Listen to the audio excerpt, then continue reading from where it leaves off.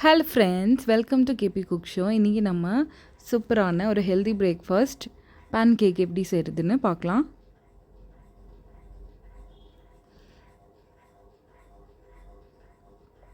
இந்த pan cake வந்துட்டு ரொம்ப ஈஸியாக செஞ்சு முடிச்சிடலாம்.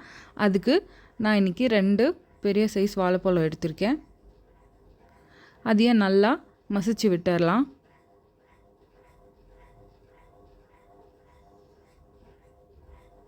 இந்த மாதிரி நீங்கள் கையில் கூட பிசைஞ்சிக்கலாம். இந்த மாதிரி நல்லா மசிச்சு எடுத்துட்டு இதில் ஒரு முட்டை சேர்த்துக்கலாம்.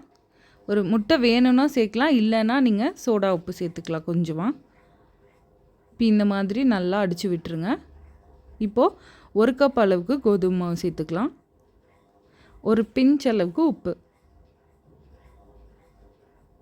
இப்போது தேவையான அளவு தண்ணி ஊற்றி நம்ம தோசை மாவு பதத்துக்கு கரைச்சி எடுத்துக்கலாம்.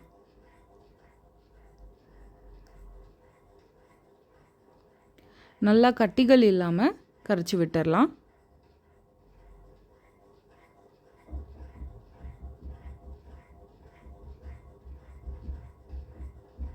இப்போ பாருங்கள், இந்த அளவுக்கு நம்ம கரைச்சி எடுத்துருக்கோம்.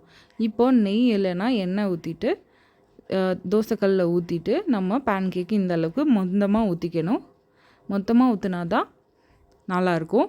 இந்த மாதிரி நல்லா ஒரு 2லேருந்து 3 நிமிஷம் வேக வச்சு எடுத்துட்டா நம்மளோட பேன் கேக் சூப்பராக தயாராகிடுச்சு. இது நீங்கள் 5 நிமிஷத்துலேயே செஞ்சிடலாம்.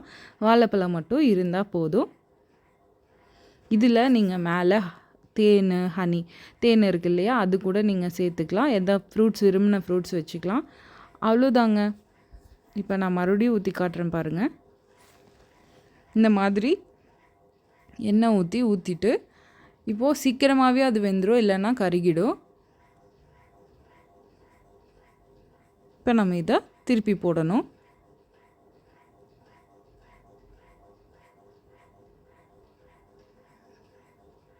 இப்போ நல்லா வெந்துருச்சு. இப்போ பாருங்கள், திருப்பி போட்டுடலாம்.